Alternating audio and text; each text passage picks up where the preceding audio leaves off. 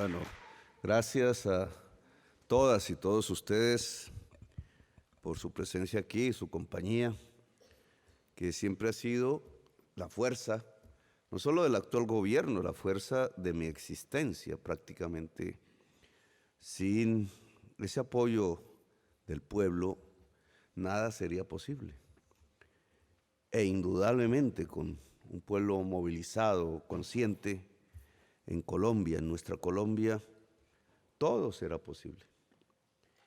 Les agradezco su presencia, a la comunidad colombiana residente aquí en la República Federal de Alemania, presidente de la Fundación del Patrimonio Cultural Prusiano, discúlpenme mi alemán, Hermann Parsinger, directora del Instituto Iberoamericano de Berlín, Bárbara Gobel, al tenor colombiano Jimmy Herrera, colectivos para la paz en Colombia, organizaciones de la sociedad civil, a la ministra y los ministros aquí presentes, que son funcionarios del gobierno nacional, los medios de comunicación que están también aquí presentes.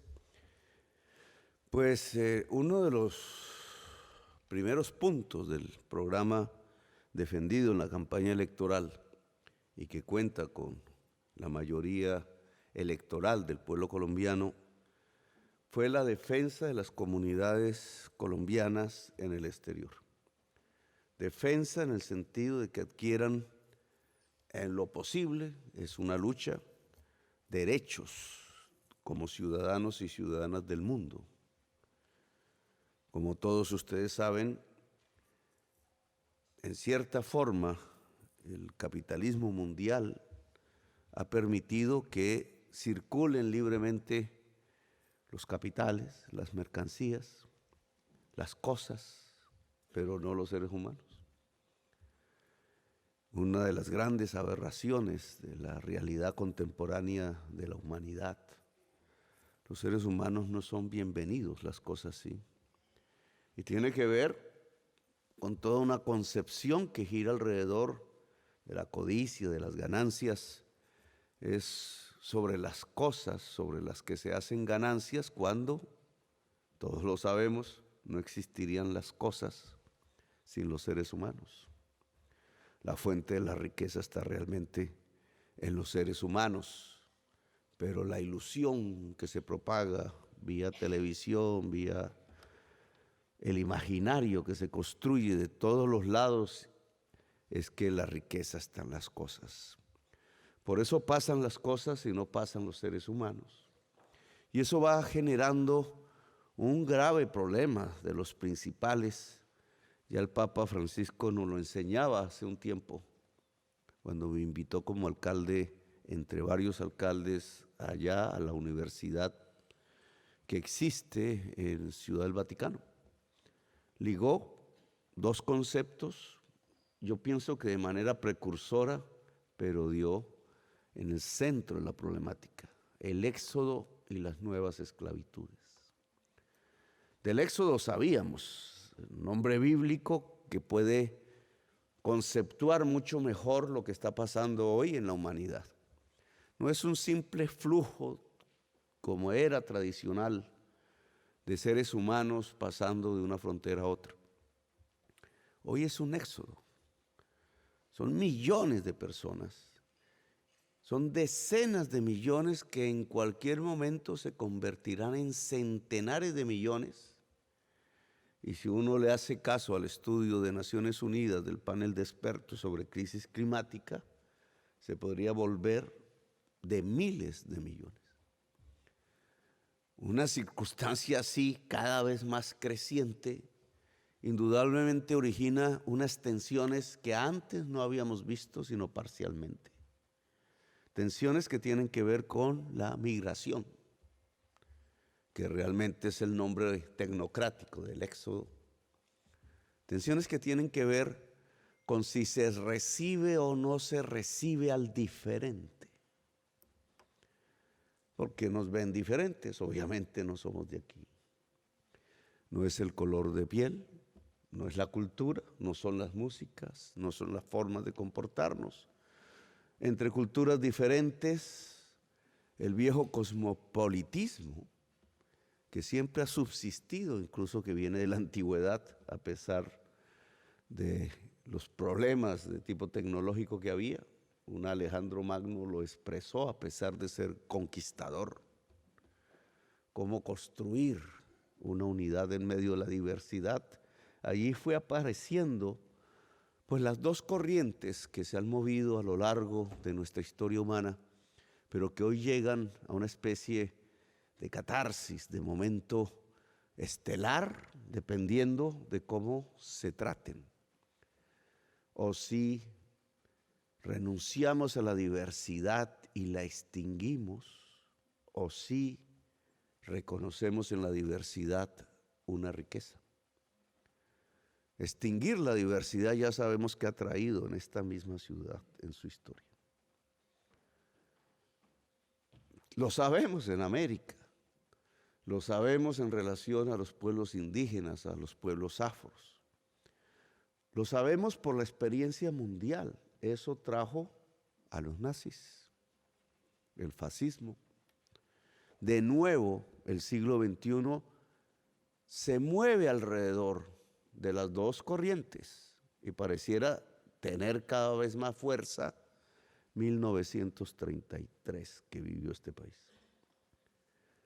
Pareciera que cada vez más nos acercáramos a un 1933 solo que a escala global, en donde los muros, los campos de concentración que rechazan al diferente, a la diferente en esas sociedades hoy ricas, que tratan de detener incluso con los mares y el ahogamiento de seres humanos, un flujo que tiene unas causas sobre las cuales no se discute. Se discute el efecto, cómo detener a los saharianos, a los árabes que atraviesan el mar para llegar aquí, cómo detener las grandes corrientes migratorias que atravesando incluso nuestro tapón del Darién, que ni las guerrillas fueron capaces de atravesar, ahora por 250,000 personas año, con niños, con niñas, bajo la égida de los esclavistas, como se refería el Papa Francisco, los nuevos esclavistas, que son las mafias que usan la mujer, las mafias que esclavizan niños, las mafias que van conduciendo hombres hacia el trabajo forzado y gratuito, muchas veces para producir bienes ilícitos que el mercado considera como bienes, pero los gobiernos como ilícitos. Esas nuevas esclavitudes que nosotros ya vemos en nuestro propio país. Los organismos de inteligencia hablaban de la posibilidad de que para este año se duplique la cantidad de suramericanos, de pueblos africanos, caribeños, que llegan a Colombia simplemente para pasar el tapón del Darién hacia el norte. Probablemente en unos años hablemos de 1 millón cada año. Nunca habíamos visto en Colombia tales cifras. ¿Qué impacto tendrá en la cultura, en la sociedad, en la política? Aquí en Europa lo estamos viendo. El 1933 está en las calles. Lo vi en Madrid, organizándose para que un presidente latinoamericano de izquierda no pudiera hablar. En la Madrid europea. Después que vivieron los impactos del fascismo de Franco, lo estamos viendo en muchos lugares de Europa, cómo asciende el totalitarismo políticamente, socialmente. Esa es una respuesta al crecimiento del éxodo. Si lo vemos en perspectiva, las circunstancias serían pesimistas. La guerra, el hambre, la crisis climática, el estancamiento económico, todos juntos en una sola crisis que va mostrando es una crisis civilizatoria, una crisis integral de la humanidad. Un camino pesimista podría abrirse, el de los muros, el de las ametralladoras puestas en los puestos fronterizos, el de las nuevas esclavitudes, el del fascismo ganando elecciones. Quizás incluso, y lo he visto, ahora Europa mira hacia América Latina. Ya no es como antaño que nosotros, incluso los fundadores de la República, de todas las repúblicas latinoamericanas, miraban hacia Europa. Miraban la Francia libertaria de aquel entonces, destruyendo monarquías. De allí sacaban las ideas para construir rudimentariamente nuestras repúblicas. Estábamos en la vanguardia del mundo, la Revolución Norteamericana, la Revolución Francesa y nuestra revolución coincidían en el tiempo. Hablábamos de democracia, de libertad, de república. Nuestro himno lo dice cuando uno le pone atención a las frases un tanto barrocas, escritas por algún italiano, entre otras cosas. Pero hoy no es así. Hoy los franceses nos miran como un faro de libertad, de posibilidades, de progresismo. Hoy Europa nos mira como una esperanza en medio de su propio debate político, la debacle de las alternativas políticas progresistas en la Europa. Hoy nos leen, hoy somos una especie de faro. Y lo somos porque va quedando como el único rincón del planeta en donde se puede hablar de un proyecto democrático y de profundizarlo y de radicalizarlo. Europa está en su debate.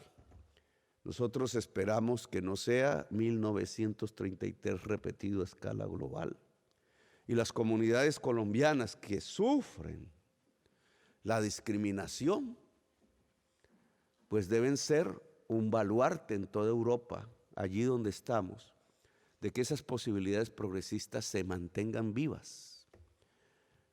La comunidad colombiana no puede ser el tren de las derechas extremas que tratan de construir totalitarismos en esta, que fue la tierra donde se inventó la palabra democracia. Nuestro papel sería triste en ese caso. Nuestro papel tiene que ser el de ser vanguardia, pero para ello tenemos que tener libertades, derechos.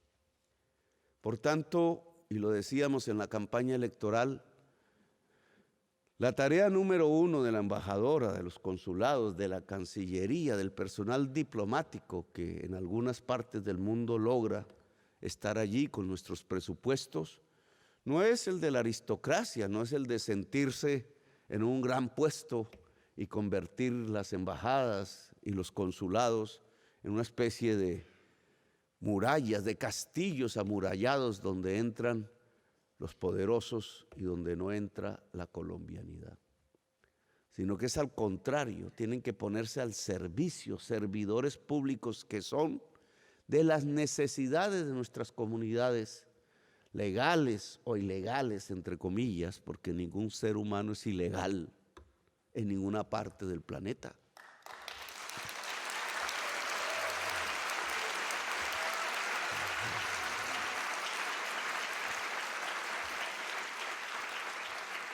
Tienen que ponerse al servicio, servidores públicos de las necesidades, de las luchas de la comunidad colombiana en tierras extrañas. Eso lo hemos dicho en Nueva York, lo hemos dicho en Miami, lo hemos dicho en Madrid, lo hemos dicho en Venezuela, donde está la mayoría aún de colombianos como comunidad en el extranjero. Lo decimos aquí, en cualquier parte. Ese es el primer papel de la Cancillería. Si no la construye así, si no logra esos vínculos con la comunidad y sus luchas, pues sobramos. Sobra la Cancillería. Ya un momento y con el perdón suyo. Bueno, entonces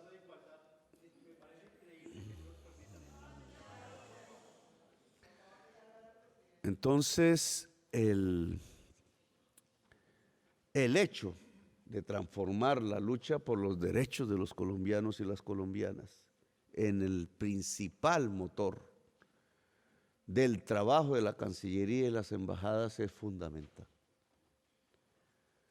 Claro que aquí hay diferencias, obviamente, y claro que tenemos problemas. Estamos bajo otras normas, bajo otras culturas. En cierta forma, pues debemos respetarlas porque es otra cultura tan respetable como la nuestra, con su historia difícil, su historia heroica también. La historia de todo pueblo pasa por esas circunstancias. Que la comunidad colombiana sienta que Cancillería, que el gobierno está aquí con sus necesidades, atendiéndolas, luchando por conquistar derechos. Me ha sorprendido el que cualquier ciudadano o ciudadana colombiana que quiera ser ciudadano también alemán, por el tiempo, por la historia, por su presencia aquí en este país, tenga que renunciar a la ciudadanía colombiana. Eso no puede ser.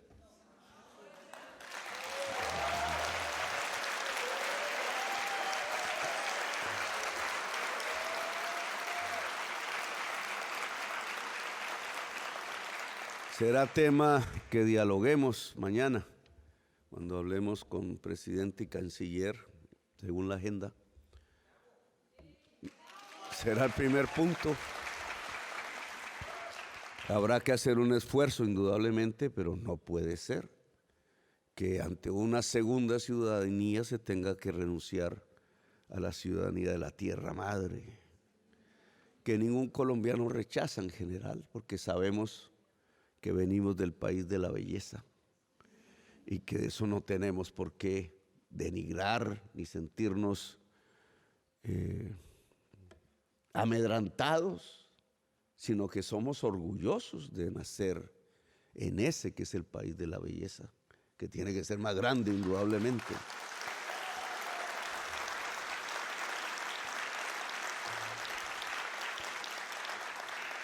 A ningún ciudadano alemán, ciudadana, si quiere o desea ser ciudadano colombiano, se le exige renunciar a la ciudadanía alemana. Así que el derecho a la reciprocidad hay que sostenerlo y defenderlo.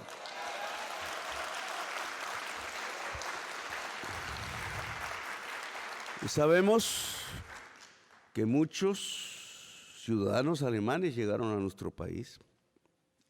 Parte de la historia colombiana tiene que ver con Alemania.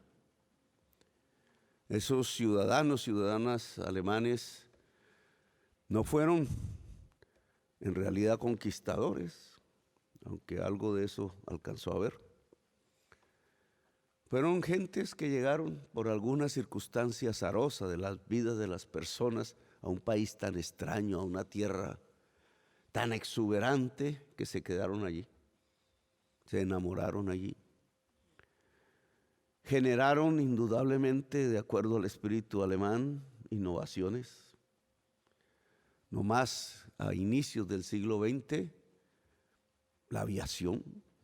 Fuimos vanguardia de la aviación, quien lo dijera hoy. La radio, la ingeniería de caminos, ferrocarriles, Santander sí que sabe de estas cosas, el departamento. Nos llevaron hasta la cerveza y produjimos la mejor cerveza de América Latina. Bavaria se llamaba la cerveza en mis tiempos de adolescente. Ahora le volvieron Águila, pero era porque una familia alemana había producido por primera vez y extendido el uso de la cerveza, que la extendió y bastante en nuestra sociedad. La innovación en aquel deslumbrar del siglo XX estuvo acompañada en Colombia por ciudadanos y ciudadanas alemanes, cuyos descendientes hoy, allá en Colombia, porque allá se quedaron, ahora nos acompañan incluso en este gobierno para generar una segunda oleada de innovaciones que ya no tienen que ver como en la primera, la del siglo XX, así el mundo cambia, sino que tiene que ver con esto que yo llamo la alternativa. Están acompañándonos en la defensa de la selva amazónica. Están acompañándonos en la lucha por salir y superar quizás el principal problema de la humanidad, que es la crisis climática.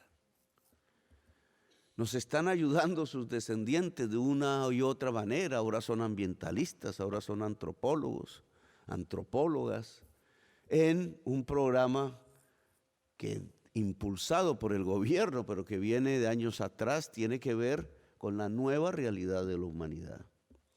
Escuchaba a mis funcionarios ahora hace poquito, un poco en la interlocución que vamos a tener con el gobierno alemán, la tesis que si no es con el capitalismo no se puede superar la crisis climática. Y es precisamente lo contrario. El capitalismo tiene una parte, una responsabilidad. Él es el responsable de lo que estamos viviendo. Es decir, de estar a puertas de la extinción como especie. No lo digo yo, no lo dice la Biblia, aunque su último libro habla de ello. Lo dice la ciencia.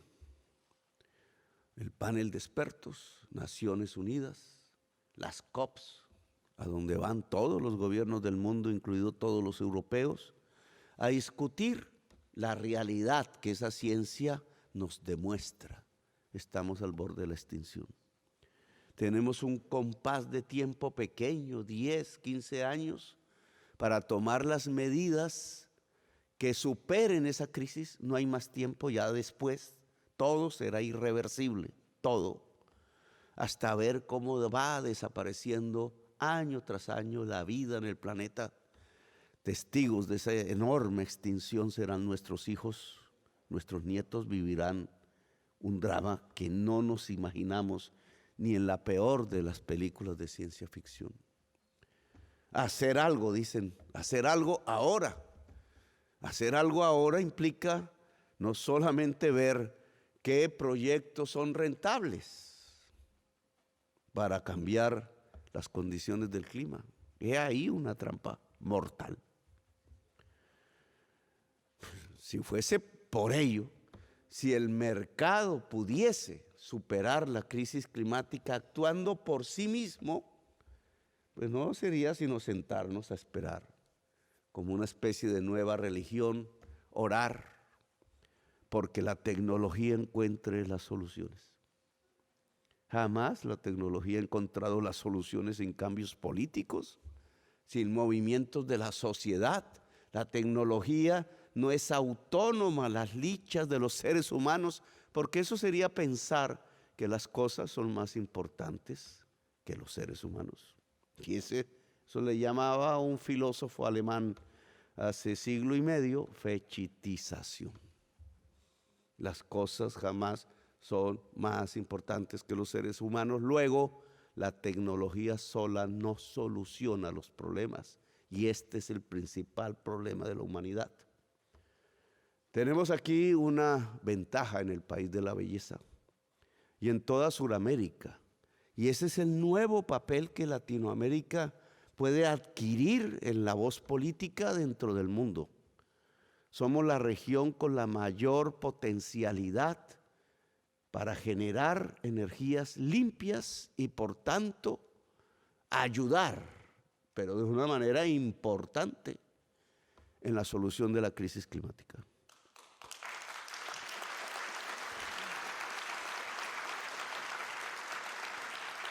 No es marginal, oigan, no es marginal. No es que podemos ayudar a ver si nosotros dejamos de emitir. Nosotros casi no emitimos. De hecho, tenemos las huellas de carbono en nuestra producción más bajas de la mayor parte de la humanidad. Ahí no está el problema. Es que tenemos los instrumentos de la solución, no las causas del problema. Tenemos la selva amazónica. Lo he repetido aquí y allá. Colombia tiene responsabilidad soberana sobre una parte de esa selva. Nos devolvió a los niños, por ejemplo, como una especie de mensaje a quienes queremos salvarla de una destrucción que tiene como motor la codicia. Con el presidente Lula hemos hablado las 2 veces que nos hemos encontrado después que es presidente sobre el tema. Se hará la reunión en Leticia, Colombia, de expertos en unos meses, y luego la de presidentes que tengan responsabilidad soberana sobre la selva amazónica, para intentar decirle al mundo: oiga, aquí está el tercer pilar del equilibrio climático del planeta. No el 10º, no el 20º, no el 40º, el tercero, junto a los océanos, junto a otros bosques.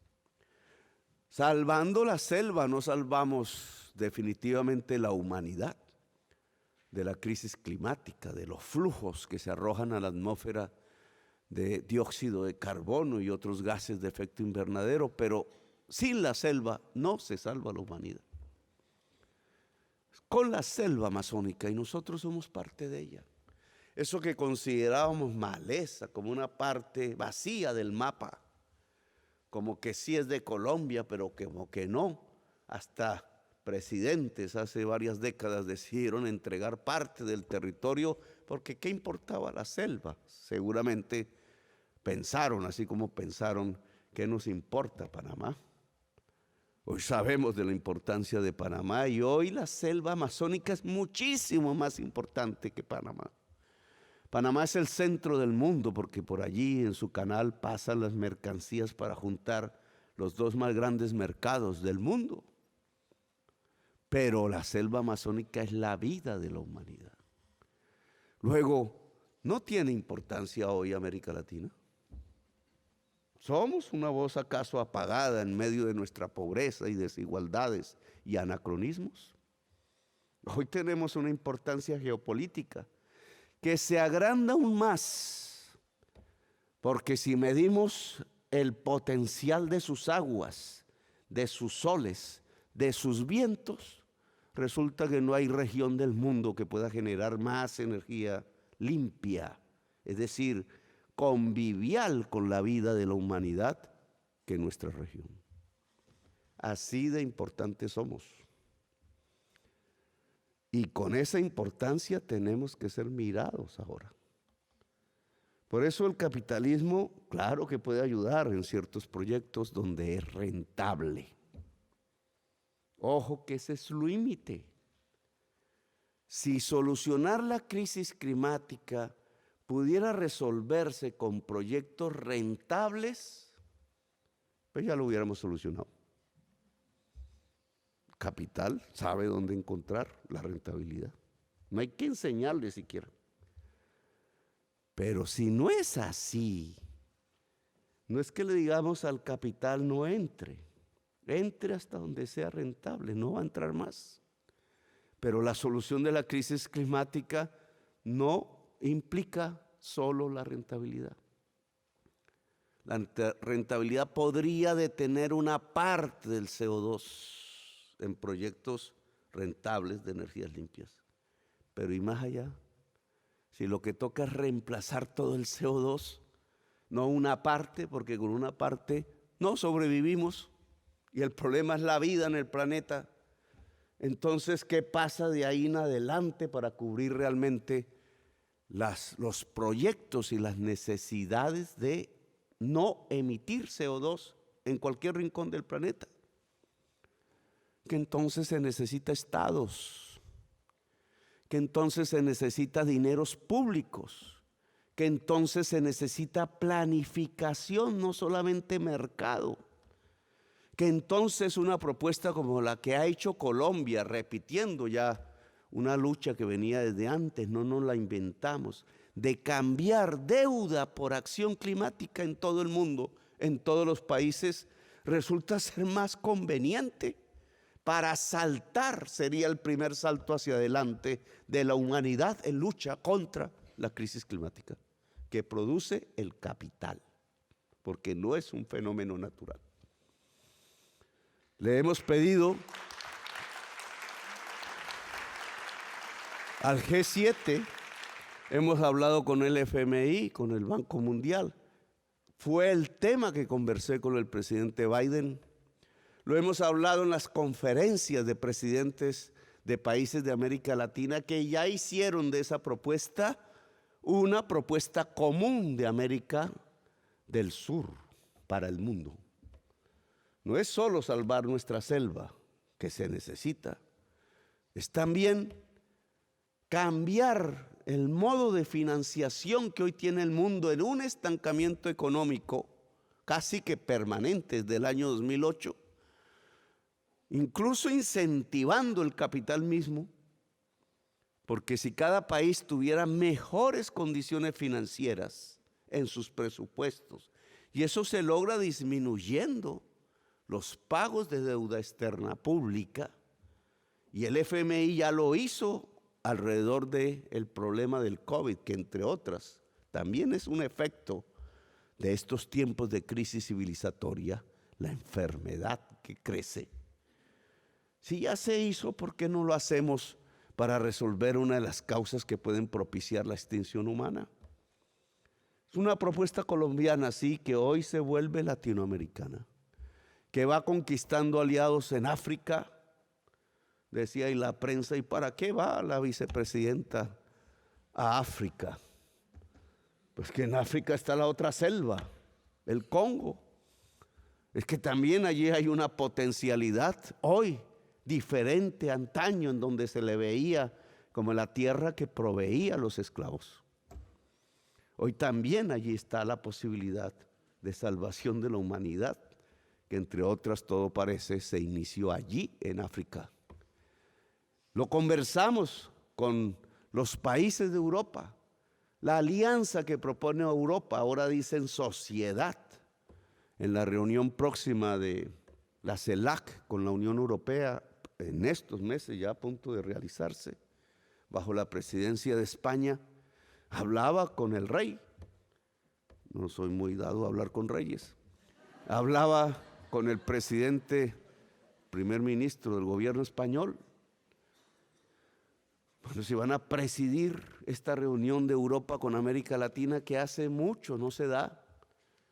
El tema central debe ser pues, la crisis climática, la opción nueva de América Latina. No es nueva, pero ahora reconocida, de que es la región con mayor capacidad para generar energías limpias, que no es para repetir la historia del oro, que no es para repetir la historia del petróleo y del carbón, es para que América Latina se pueda industrializar.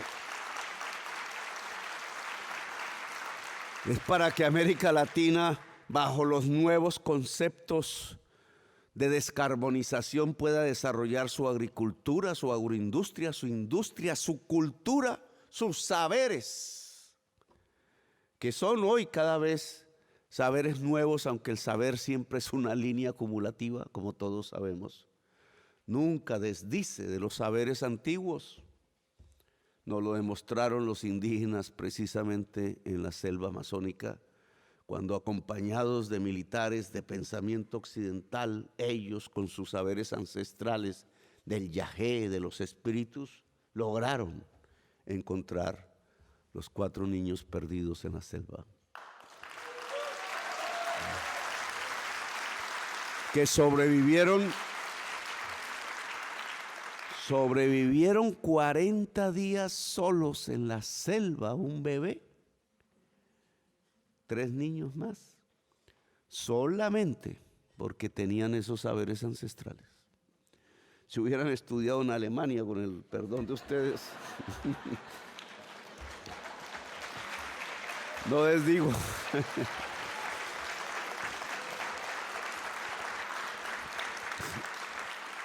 No les digo del estudio en Alemania, porque a mí me hubiera gustado.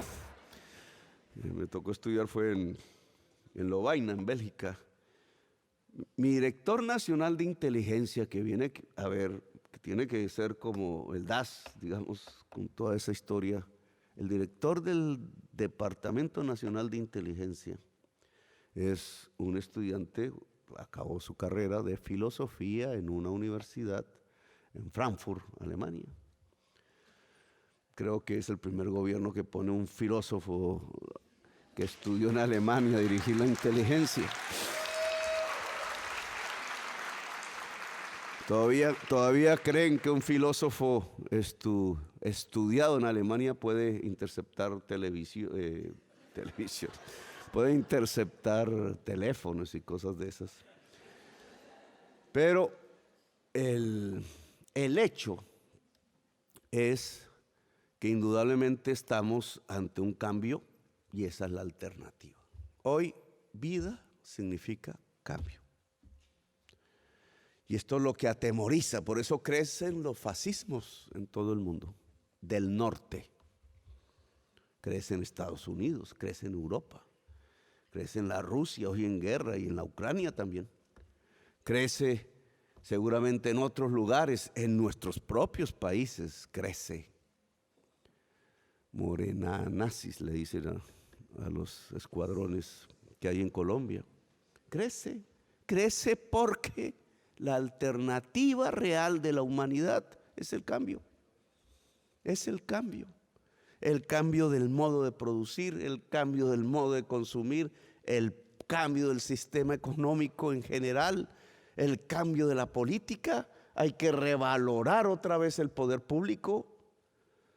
Defenestrado, palabra de moda, defenestrado en el nacimiento del neoliberalismo. Hay que recuperar las capacidades de planificación, incluso a escala global, ya no a escala nacional como antaño. Nos tocó, si queremos vivir en el planeta, es el momento del cambio, por eso tanto temor. Y de eso hay que hablar con Europa. Ahora ya no es Europa la que guía el cambio, como hace 2 siglos o como hace 1. Ahora es América Latina la que empieza a liderar el cambio.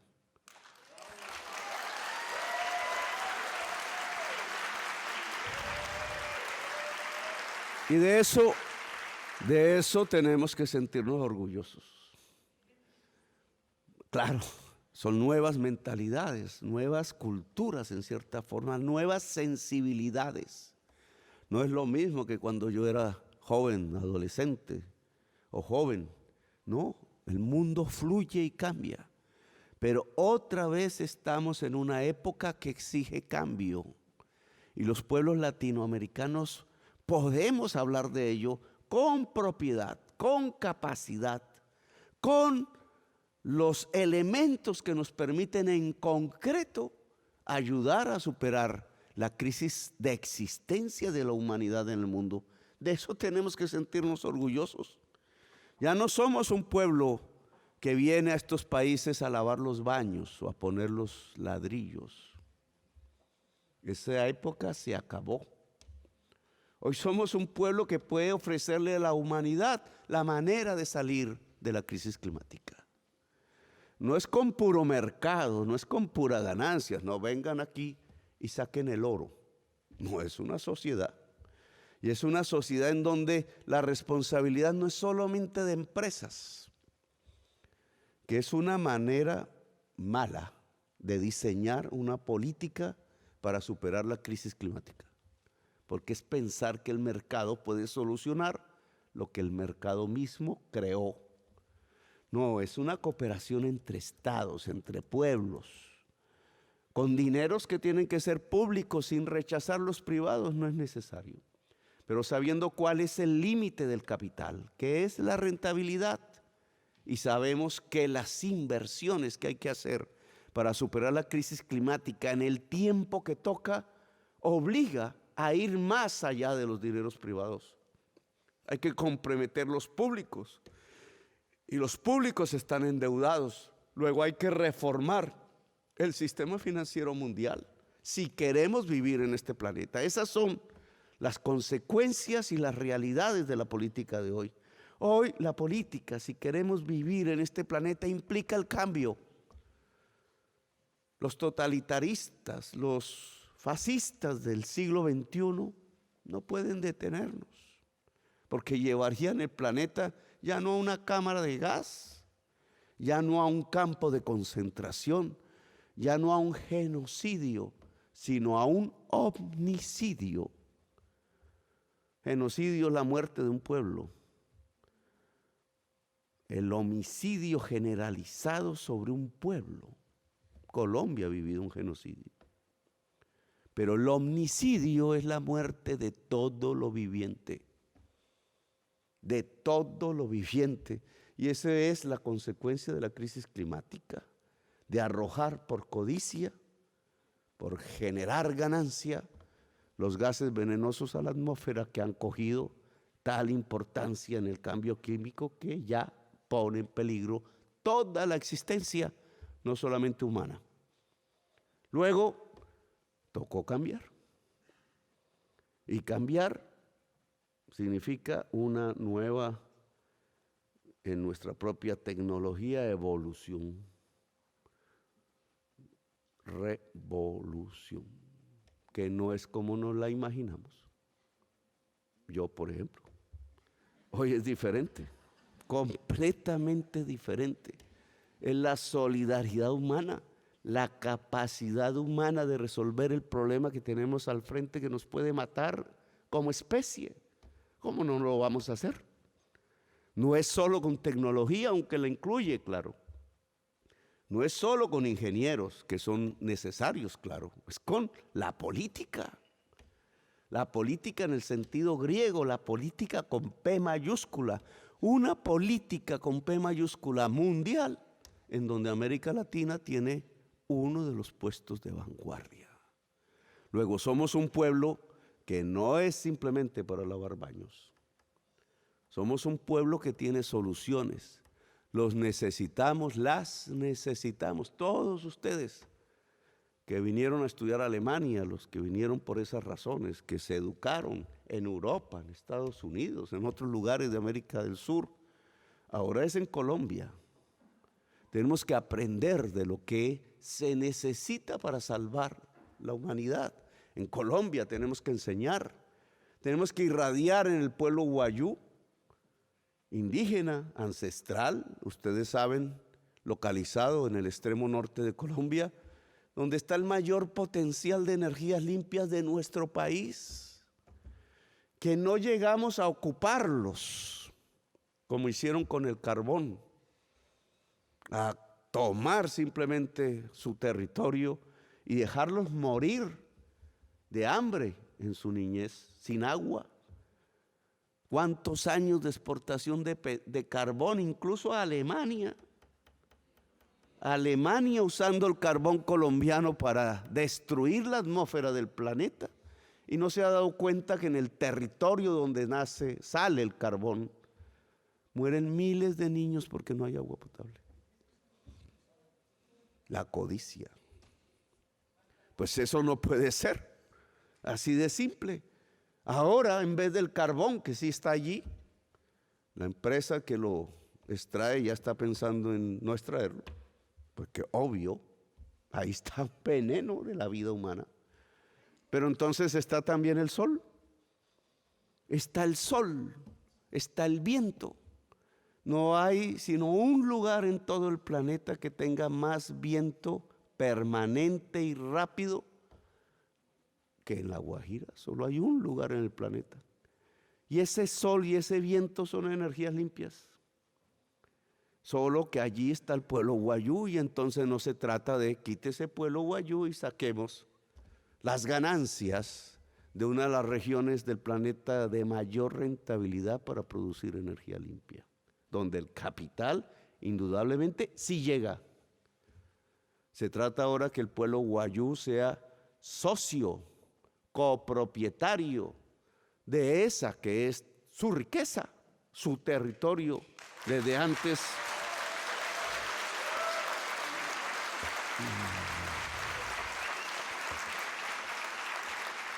Que llegara el primer español a nuestras tierras, a esas mismas regiones llegaban los holandeses en la piratería contra los españoles.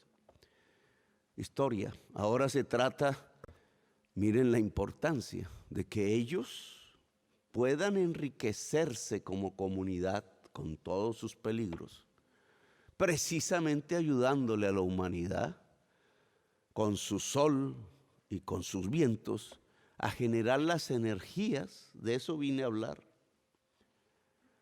porque eso combinado con el agua del río Magdalena se llama hidrógeno verde, que se necesita aquí. Aquí han pensado que con ayudar a empresas privadas para comprar hidrógeno en cualquier lugar del mundo se resuelve el problema. Equivocación. Se necesita una alianza, una sociedad entre el Estado colombiano, el Estado alemán, con los dineros que nosotros mismos, y por eso aquí está el presidente de Ecopetrol, la quinta empresa más importante de América Latina y la primera de Colombia, para conjuntamente con el Estado alemán poder producir hidrógeno verde. Si no es posible, pues nos tocará a nosotros solos. Y lo haremos.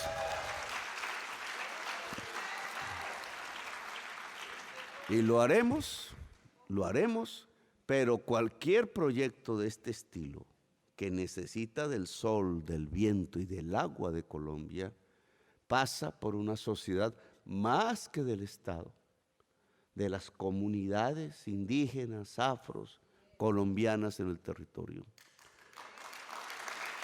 De eso hemos venido a hablar de aquí.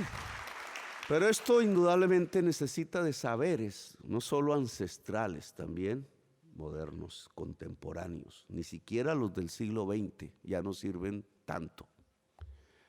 Saberes del siglo XXI que son nuevos saberes, en el sentido de que el saber es un cúmulo de saberes. Y ustedes, que tienen las opciones de venir, etcétera, recójanlos. Aquí y allá están dispersos, no hay una universidad de las energías limpias. Tecnologías, saberes, de aquí y de allá para articularlos en Colombia, con nuestros propios saberes. Luego la invitación es a volver. Y volver no a todos, obviamente, esto no es ya quien se enamoró de una alemana o de un alemán, pues que vamos, es una discusión de la libertad humana, de un sitio, de un lugar, de una casa, como todos hacemos, no. Pero sí podemos, y la Cancillería, y este es un segundo trabajo que le corresponde al canciller, que es el retorno, los planes de retorno. Hay que retornar a Colombia con algo, como decía la canción chilena, muy bonita, de Inti Illimani cuando volvía a Chile después de la dictadura. Hay que volver, retornar, sentirse un poco más hermosas,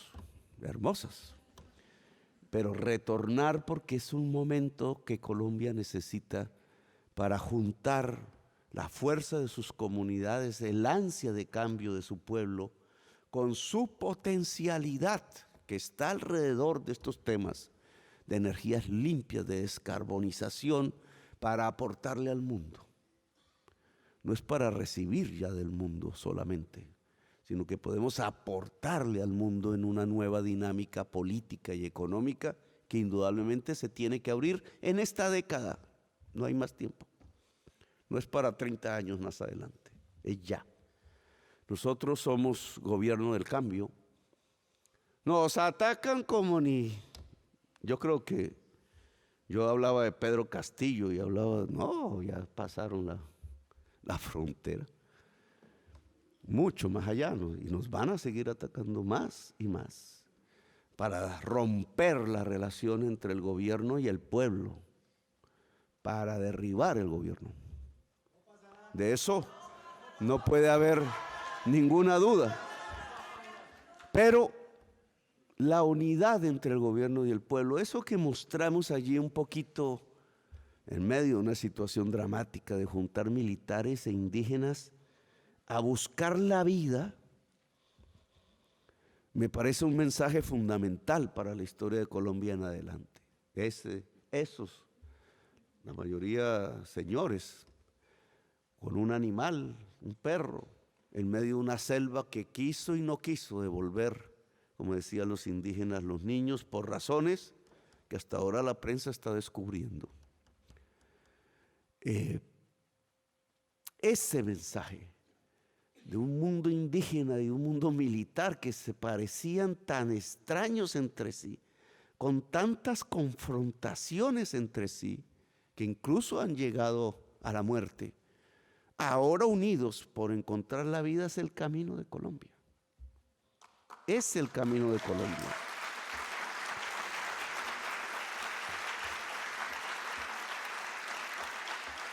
Una unidad en medio de la diversidad, no se eliminan los unos y los otros. Esa ha sido nuestra historia hasta el momento. La historia de matar la diferencia. No, aquí lo que mostramos es una unidad de esa diferencia. Y esa unidad en medio de esa diferencia tiene un objetivo: la vida. Eso que mostramos ahí, y que tengo que decir, sí, fue un invento mío. Me lo enseñó un tanto Fidencio, el abuelo de los niños, por teléfono. Él hablándome de los espíritus de la selva y por qué no soltaba a los niños. Y me recomendó, mire, hay que hacer con el ejército esto y esto y esto. Y yo cogí el relato, me pareció importante. Y sí, inventamos eso. El presidente construyó esa idea. Pero no porque es un gran inventor, sino porque ya se venía construyendo colectivamente una nueva manera de entendernos alrededor de la vida. Es un cambio lo que hicimos allí. No es un ejército disparando a indígenas, no es un ejército acorralando indígenas, no son indígenas acorralando un pelotón del ejército mal parqueado. No es la guerra de tanto tiempo, es un momento en donde se juntaron para encontrar vivos 4 niños en medio de la selva amazónica, que es la vida del planeta. Pues eso que hemos mostrado allí, un cambio para la vida, es la esencia no solo del gobierno, sino de lo que puede ser la sociedad colombiana. Por eso hemos puesto como consigna desde la campaña, no solamente que venimos del país de la belleza, sino que queremos una Colombia potencia mundial de la vida, y lo estamos demostrando en la práctica. Y queremos que ustedes, los que puedan, las que puedan, recojan lo más importante de esta sociedad, de sus saberes, su acumulado, y con los nuestros podamos construir en Colombia, con el plan retorno que Cancillería debe elaborar y presentar, la construcción de una Colombia potencia mundial de la vida. Gracias, muy amables, por haberme escuchado.